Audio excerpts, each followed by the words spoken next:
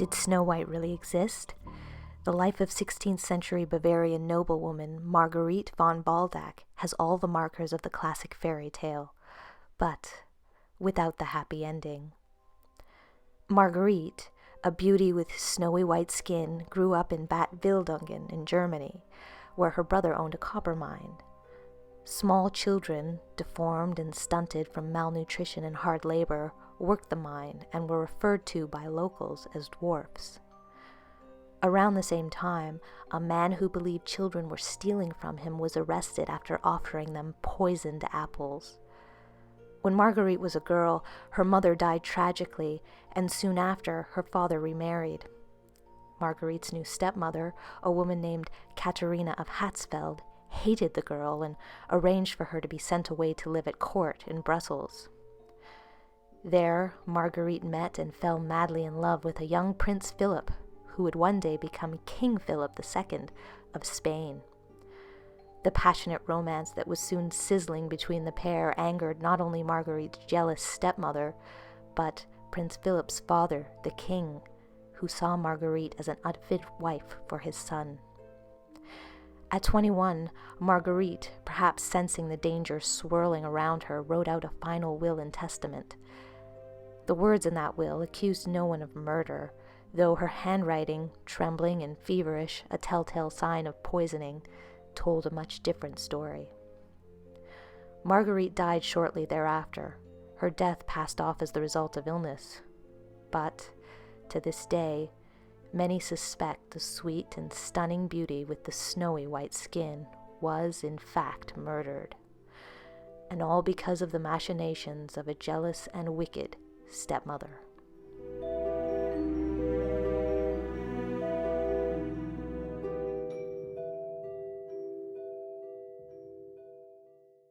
In the story of Rapunzel, a beautiful young woman with long, tumbling locks of golden hair is trapped in a tower by an evil witch.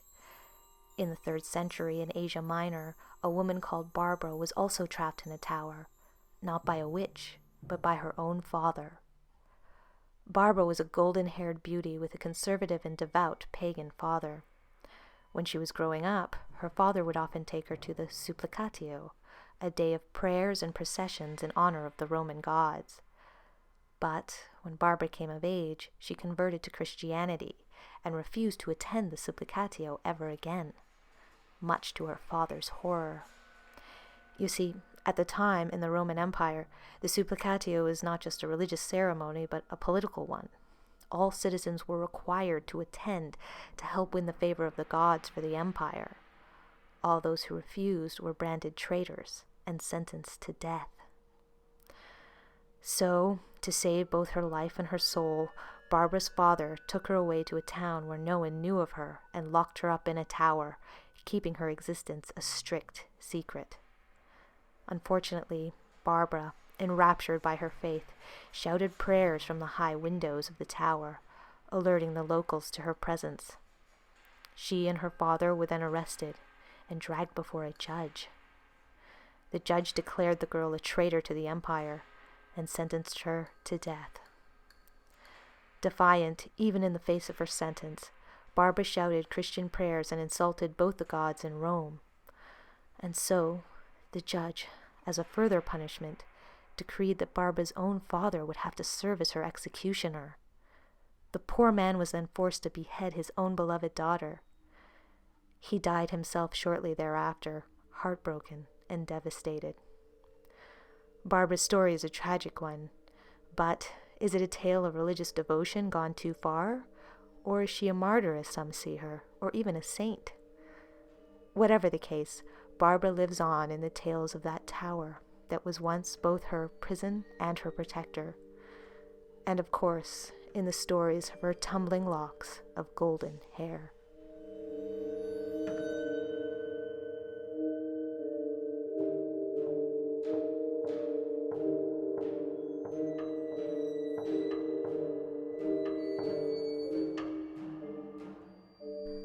A lost slipper, a poor peasant girl rising up to become royalty? Is this the story of Cinderella or of Rhodope, a young woman who lived in Greece around 500 BCE? Rhodopis, whose name means rosy-cheeked, was a poor peasant girl in Thrace until she was captured by marauders and sold into slavery. In the slave markets of Egypt, Rhodopis was singled out because of her striking and unusual beauty to become a hetaira, the Greek word for companion or courtesan. Rhodopis was then sold to a wealthy man who was completely enamored by her. He insisted she be educated, taught social graces, and showered her with gifts, including a pair of exquisite golden slippers. Rhodopis lost one of those slippers, and it somehow made its way into the possession of the pharaoh himself. The pharaoh was quite taken with the delicacy of the shoe and was determined to find the woman who owned it. His search led him eventually to Rhodopis. Dazzled by her beauty, the pharaoh fell in love and swept Rhodopis away to his palace, where she would become one of his wives. From then on, she lived a life of comfort and luxury. It is unknown if Rhodopis was content with this arrangement, or if she, like Cinderella, lived happily ever after. Though, through the course of her life, this poor woman from Thrace did rise against all odds from rags to riches, from peasant to queen. Thanks for watching. This is my first video, so I hope you guys liked it. I'll be doing a lot more. I'm planning several different series on this channel.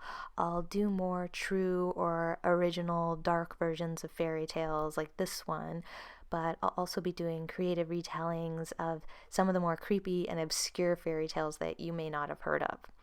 I'll also be doing a series on different types of fairies. I think people might actually be surprised at how creepy and strange and frightening fairies can be and how many varieties there are. So I'm looking forward to that one. I'll also be doing true fairy encounter stories. Now, these are hard to find, so if you know someone, if you yourself has had an experience that you think could have been with something like a fairy, and you'd like to share it, please email me. My email is in the description below. I would love to hear your story. In the meantime, this channel is just starting out, so it could really use your support. So please subscribe, like, comment, and share far and wide, as they say in the fairy tales. And until next time, this has been a visit from your scary fairy godmother.